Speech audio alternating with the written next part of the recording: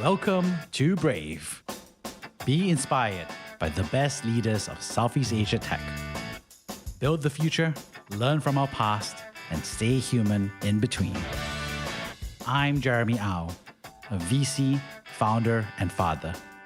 Join us for transcripts, analysis, and community at www.jeremyau.com.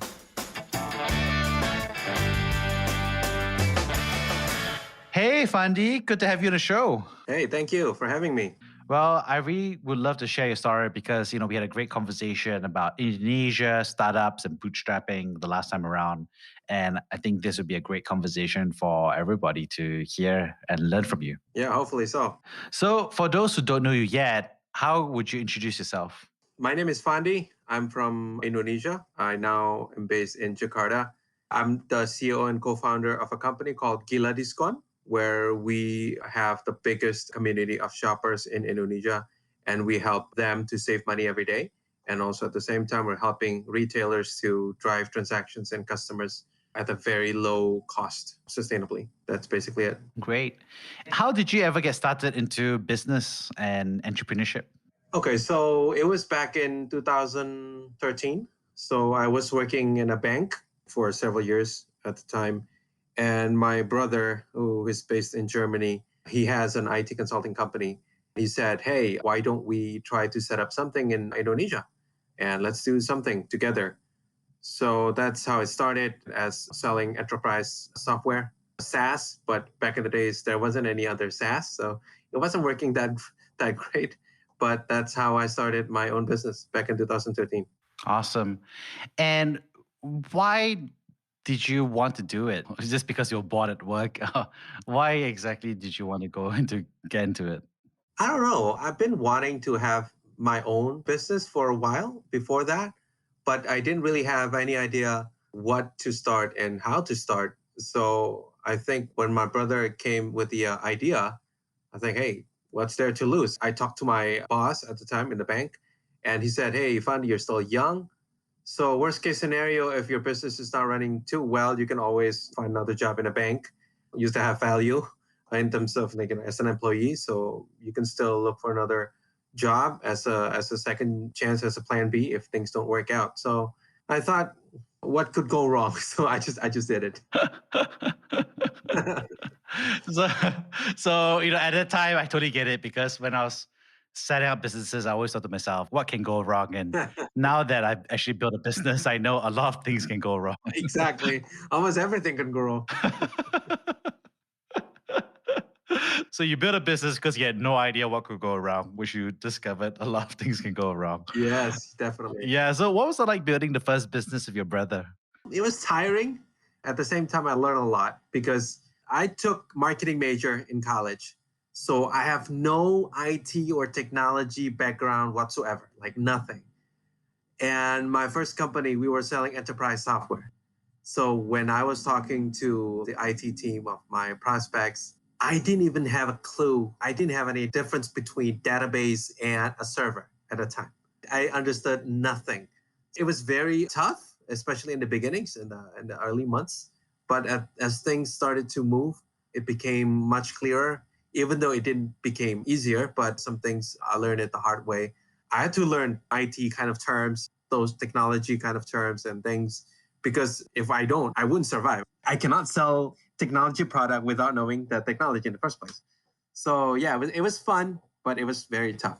During that time, what did you learn? So you learned it was tough, and you learned how to use technology and all these technology terms. But what did you learn about being a founder of a business in your first business? I think there are a couple of things that I learned at the time. One is that as a businessman, as an entrepreneur, really the result that you can get depends entirely on your own effort, on the amount of time, the amount of effort that you put into the business. So I strongly believe that if we have a side business, then don't be surprised if we're getting a side kind of income. If we want to get like a full-time kind of income, then you better be full-time on the company too.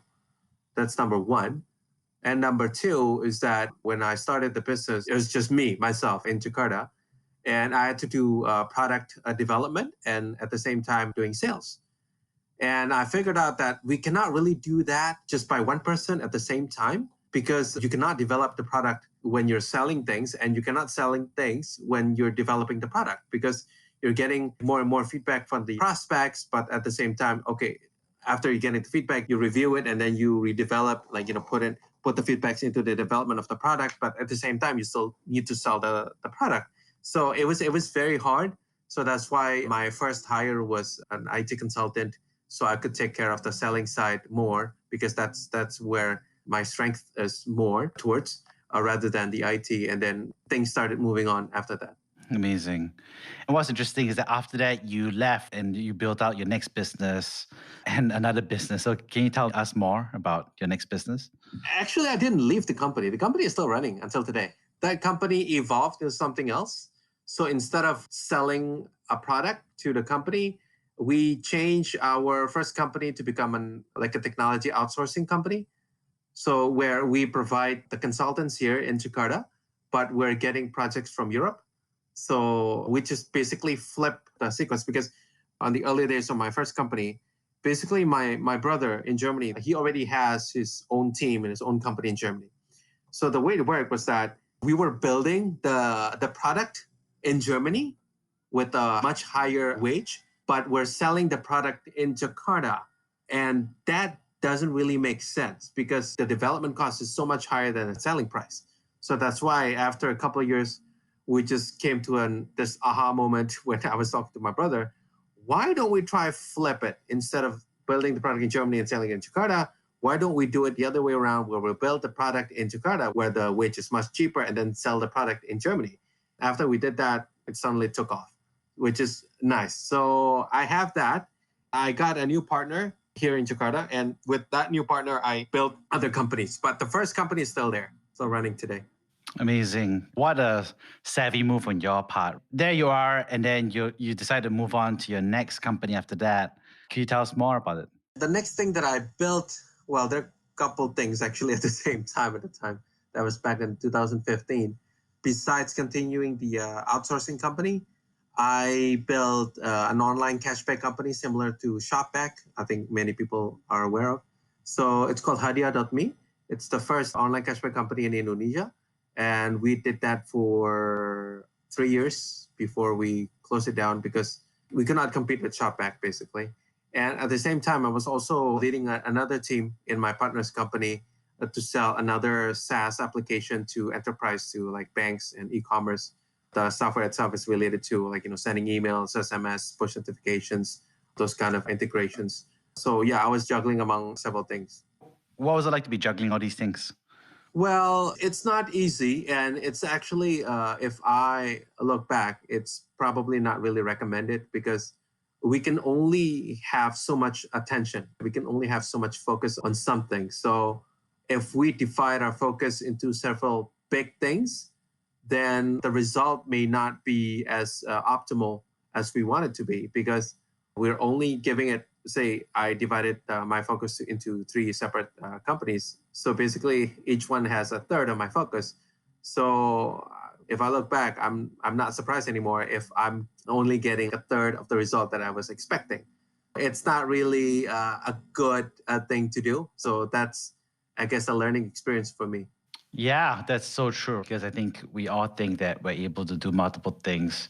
Did you feel like you could do that because you had already successfully built a business before, so you felt like you could juggle more stuff? Or was it because No, you felt like you had to do these different things? no, not really. I didn't think of it at the time and not even now. So I've never thought myself to have built something successful so far. But I was really juggling it because of the circumstances, because I was helping my partner to set up this new SaaS company in Jakarta. So I was helping him. Hadiah.me was me who started it myself. And I was helping to run the existing company. But thankfully, the outsourcing company, which is my first business, is pretty much, it runs by itself. So I don't really need to spend much time on that. I juggled among the things because it's more because I had to at the time. Interesting. What's interesting is you started focusing very much on online shopping, e-commerce during this time frame as well. So what was drawing you to this new vertical? Well, my background is from marketing. And also my partner, he has a big group also in marketing space. He has one of the leading marketing research company. So that's why when we were discussing about, okay, what to build next. So we were thinking about something that has to do with marketing. And one of the key strengths of my partner is about loyalty program. But we thought that loyalty program is probably not as popular as before. So why don't we think of something that it's more similar towards the model, but something more relevant to the current time? And we thought that online cashback was something interesting that we could look into because when we started it, there was no one else that did that. So, and ShopBank was already present in Singapore and Malaysia, I think, for like a year, but they haven't really started the market in Indonesia. So that's pretty much how we started it. So you were doing this in the midst of what I was calling the e-commerce platform boom for Indonesia. So what was it like back then? It was really good. Actually, our second year running Hadiah.me, we were delivering like $30 million of GMV. And we were only like a team of, I don't know, less than 10 people. We don't do marketing. We don't do advertising at all. It's all organic. But we were delivering like 30 million GMV. That's just because of the hype, the boom. But as things progresses, the e-commerce also became more mature and they established new procedures, new rules with the partners and everything. So things started to decline in some way because there are more rules, because they have more experience. For example, one thing that I remember at the time was Tokopedia. I think that was the first time they did the free shipping campaign. It exploded so much that they lost a lot of money because a lot of people fraudulently used the campaign for personal benefits, like free shipping, no limit, no terms and conditions whatsoever. So what people did was, say you're moving from the island of Java to the island of Papua, which is the most eastern part of Indonesia. So when you're moving furniture from Java to Papua, it's going to cost a lot of money. But hey, this Tokopedia is having free shipping campaign without any terms. So they're basically selling product to themselves from Java to Papua and get the free shipping from Tokopedia. Because of those kind of experience, the e-commerce started to learn and put in more and more boundaries, and even more today. But that also affect the way we can operate with them. Interesting. And it was interesting because we saw so many people start learning how to use or get on e-commerce. Do you have any funny stories from people you saw or users about how they were learning how to get or use e-commerce? Yeah, I mean, I cannot recall any like interesting stories, but I mean, we got a lot of inquiries regarding like how to actually use it. Because for Indonesian audience, a lot of times is that people don't like to read. I don't know if it's different with Singapore and Malaysia, but Indonesian in general, a lot of people don't like to read. So when we're posting something like with the how-tos and everything, people just don't read. So they prefer to WhatsApp us, or they would send us email or like, SMS or anything and ask us how to do it instead of just reading the 1, 2, 3 steps that we already provided in the websites. But yeah, that's basically it. That's actually an interesting story because I imagine you getting quite frustrated because there's a lot of routine questions you get asked, right? Oh yeah, so much. Yeah. So you were, you said you're doing lots of GMV, etc., and then you started noticing that things were starting to slow down for a process. So how was the team and you thinking about how to solve that problem back then? Actually, we were thinking about that, how to solve this. It's a bit difficult for us because the way online cashback model works is that we're really at the mercy of the e-commerce, because the premise is that we're delivering customers to the e-commerce and then they're making the purchase in the e-commerce. They're paying the products in the e-commerce, and the e-commerce have all the data, all the shipping information, all the payment information and everything. And they have the freedom to either approve or reject any transactions that we bring to them, and they can set the commission rate. So everything is basically on their side. So we bear all the risk in this transaction. That's why we discussed internally with my team. We thought to ourselves, I wouldn't want to be in this kind of business for a long time, because the results of our hard work may not be rewarded because of things outside of our control. Because say we manage to like increase our conversion rate, increase our traffic and everything, but at the end they simply change one point of their rules and they can just reject 50% of our transactions. And that could wipe out our GMV and commission and revenue, therefore. So that's why we thought we need to do something else. We need to make our own product where we don't depend ourselves in someone else. Because if we have that kind of circumstances, it's a bit hard because, like I said before, we may work as hard as we can, but we may not get anything or enough reward for that. It's being controlled by someone else too much. Yeah, that makes a lot of sense because you're basically building something that's an extension or like you're powering and you're benefiting from the platforms, but these platforms honestly can throw you off by either closing the transactions Yeah. in terms of regulations, or they can just copy you, right? Yeah. So I kind of know where the story goes, but what did your team figure out on this one? So that's why we started a different thing, which is Gila Discount, which is our own company, our current company right now. So we launched our own product in the form of subscription model. So we launched this back in 2019, April 2019, where the product itself is an annual subscription where our users, our members, can enjoy unlimited amount of vouchers from our merchant partners in Indonesia. So that's our definition of having our own product, because that way we can decide our own future in a way, because we can set our own price. We can manage our own conversion. We don't need anyone's approval for that. All we need to do is just generating the traffic and also acquiring the merchants, and we can get the results ourselves. So that's actually the result of that discussion of the issue. And what's been interesting, of course, is that as you build it out yourself, you're building out this community and platform. What were some things you learned about building out this your own community? Because yes, this own users who are really coming for you and your brand rather than for someone else. So what was that learning process like? To be honest, in Indonesia, I don't know again in other countries, but in Indonesia, brand loyalty is pretty much non-existent because customers prefer like cheaper price or bigger discounts rather than like a certain brand or certain e-commerce. So most of the times, what we would do is we always do some kind of experiments, because with that kind of mindset from the customers where they're not loyal to any brand, we need to figure out how to make them stay in our platform. So the way we did this is that by offering like deals in terms of cheaper annual subscription for premium members. And also we acquire merchants who we think that our members would like to have. Yeah, that's the most things that we did. But we did a lot of experiments, either in the minor details or also on the bigger scale. Yeah, makes a lot of sense. And how does your team work for experiment? How do you work on a like weekly sprint, monthly? How do you think about experimentation from an internal perspective? We did sprints before, but nowadays we don't do it like too formally. But during our weekly team meeting, I would ask to each of my team members, like what experiments have you done in the past week, and what are you guys planning to test on the following week?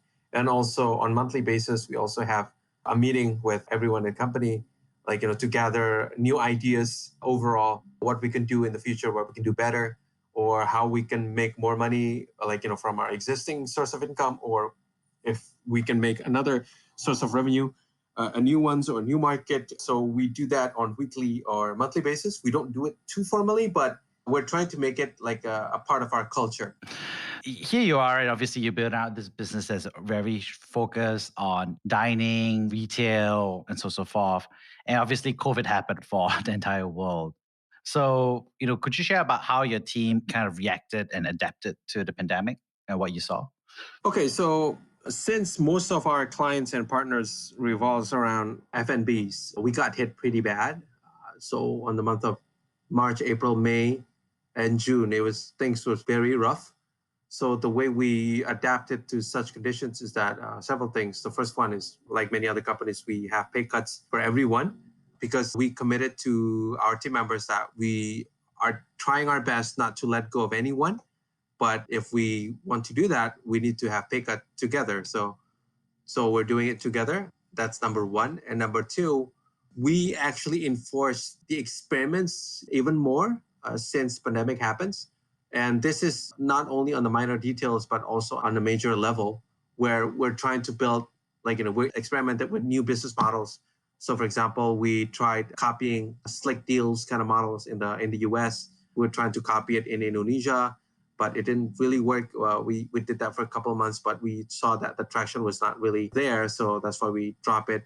We also tried selling groceries ourselves. I think a lot of companies also tried that, pivoted to that, selling groceries online.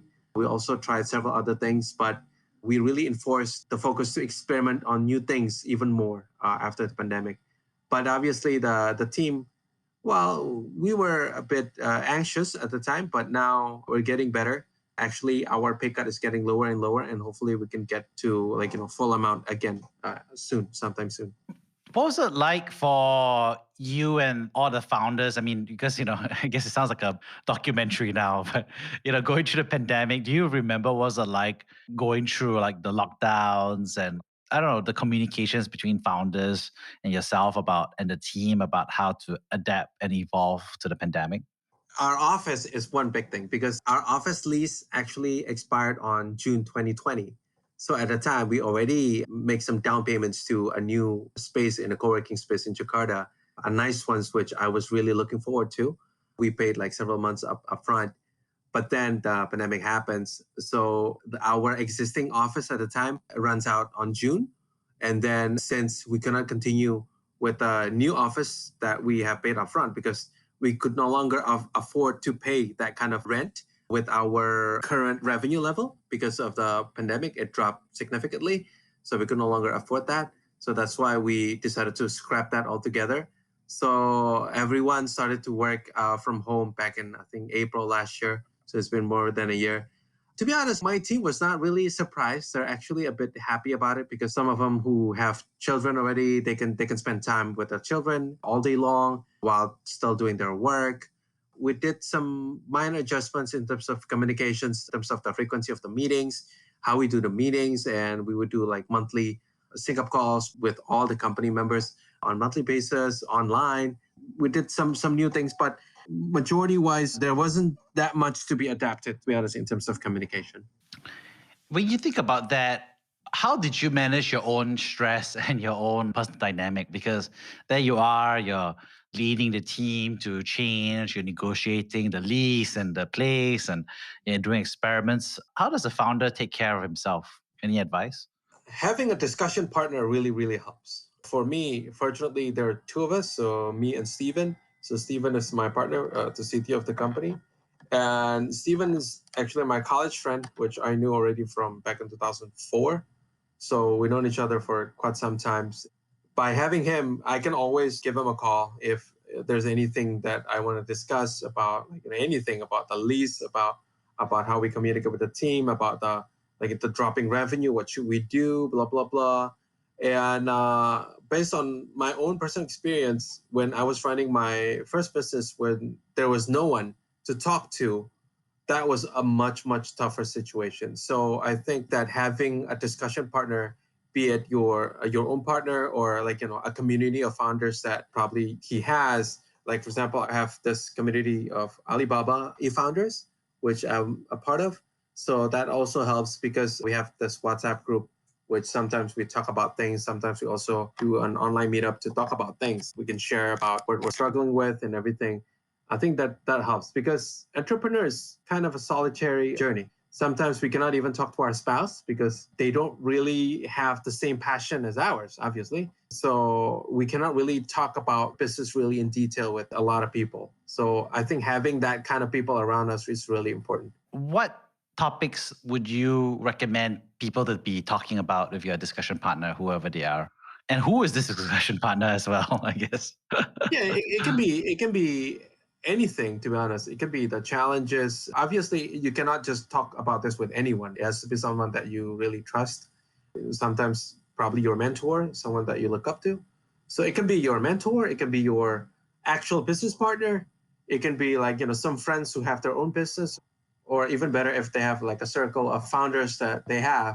That's, I think, the best case scenario because we can share about things in our company and then they can share things about what happens in their company and we can get some ideas from them and they can get ideas from us and that kind of thing. The topic, it can be of anything. We can even talk about we're stressed about something. What should we do? If you guys have that kind of friend, that is really helpful. So one of the friend groups I know that you're part of is the Alibaba E-Founder Fellow Group, right? Yes. Can you tell us more about how you joined this group and what was the experience like? I was part of batch two, the first from Southeast Asia back in 2018. I was referenced to by my friend to register and participate in the program. We spent 3 weeks, 2 to 3 weeks in Alibaba in Hangzhou. We became friends with a lot of founders, especially those in Indonesia and Singapore and Malaysia. We tried to support each other when someone came to town. We tried to set aside some time to have dinner with them and talk, just have fun in general.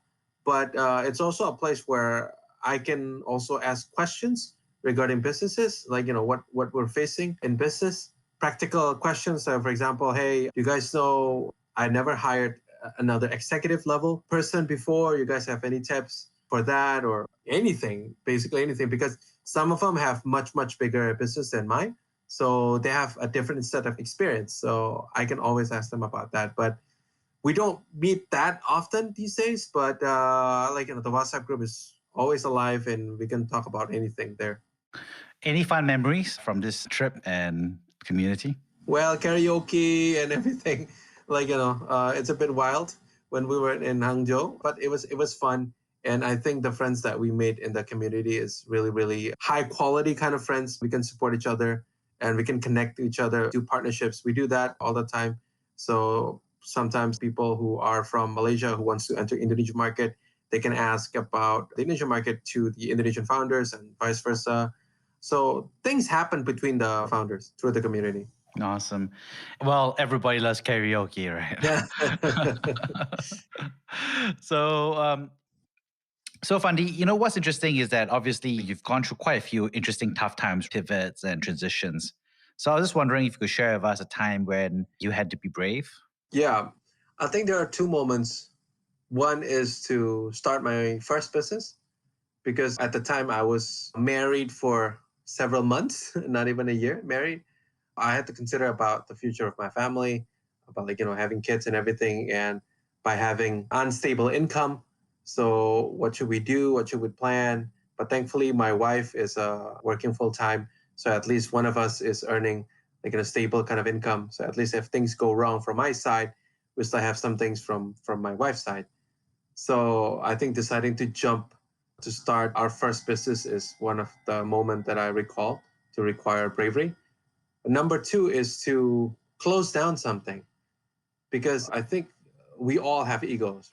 It's never easy to admit that what we're building is not working and we have to close it down and we need to move on.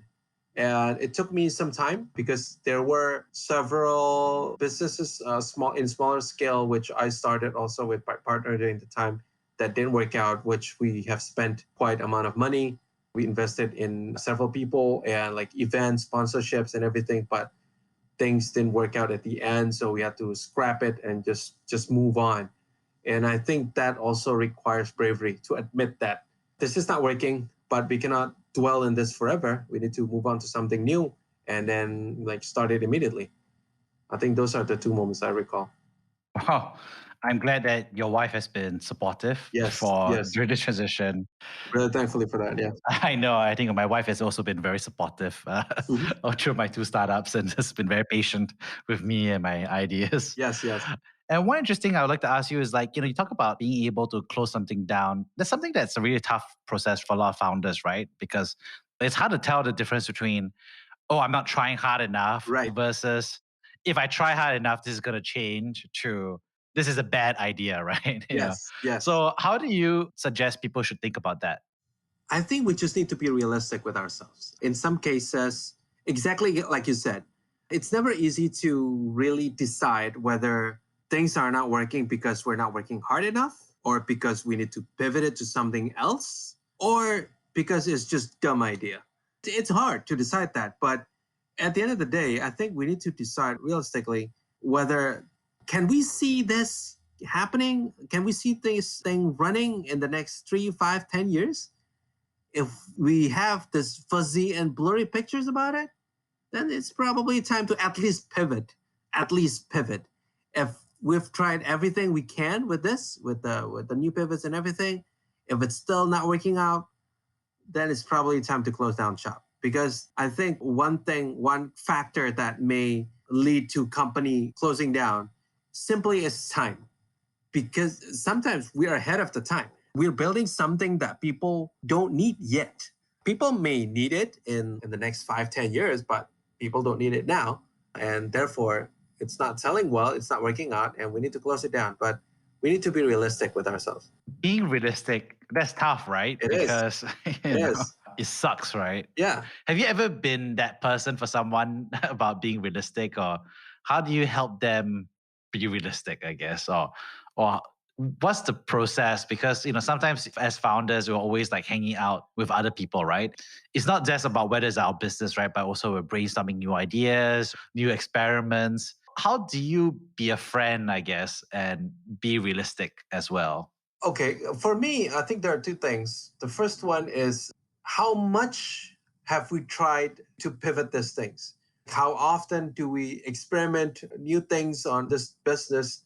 Have we tried changing the product slightly? Or have we tried probably reaching a slightly different market? Or we probably changed the pricing? Or I don't know. If it's a physical product, have we changed the packaging or the way we market the product? Have we changed many, many times with this product?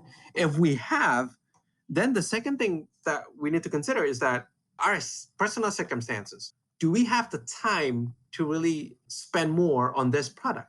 If we say we're single, we're still on our early 20s, we don't have anything else to do, basically, probably we can give it another shot, another 2, 3, 4, 5 years, probably. But if we're already in mid 30s or like late 30s, early 40s, we have kids already, things are not working out, probably we have less of a time limit. So I think I would think about it from those two perspectives. Wow, that's very realistic. And I can imagine it's a tough spot for a lot of folks to be in, right? Yes, definitely. I'm 40 years old and I still have lots of time, right? Yeah. It's just what you hear me say in a couple of years. Yeah, it's always never easy to admit that we're building something that's failing, right? Yeah. Never easy. Yeah. It's never easy when it's failing. It's never, ever easy when you're succeeding. Yeah, that's true. It's hard all the way. Yeah, that's true. Yeah. Well, Fandy, thank you so much for coming to the show. I'd like to paraphrase the 3 big themes that I heard from you today, and thank you so much for sharing. The first, of course, is thank you so much for sharing your own professional journey from how you left banking to become a founder of your first company with your brother. And then, frankly, you didn't know how hard it was going to be. So that's why you found it, no idea. Then you discovered it the hard way. And then you still kept going, which is very inspiring. You knew how hard it was this time around. You still kept going to build up a new business. The second part I really appreciated was you sharing, of course, what it was like tackling e-commerce in Indonesia in the early days. And I think there are so many people in Southeast Asia from Singapore, Vietnam, Malaysia, all discovering e-commerce at around the same time. And it was interesting to hear about the user stories they experienced and some of the challenges that your team had to make in terms of discussing about how much you want to partner, collaborate, or be independent from the major online e-commerce retailers, which was interesting. And the third thing is thank you so much, obviously, for the founder tips and advice on how to be realistic, which is a sucky phrase, but being realistic about what the timeline is, the resources needed, the dynamics, and how to take care of yourself and be present, not just of being realistic about who you are as a person, but also how to be supportive as a friend and colleague and fellow founder as well. You're welcome. Thank you for having me. Thank you for listening to Brave. If you enjoyed this podcast, please share this episode with friends and colleagues. Sign up at www.jeremyau.com to discuss this episode with other community members in our forum. Stay well and stay brave.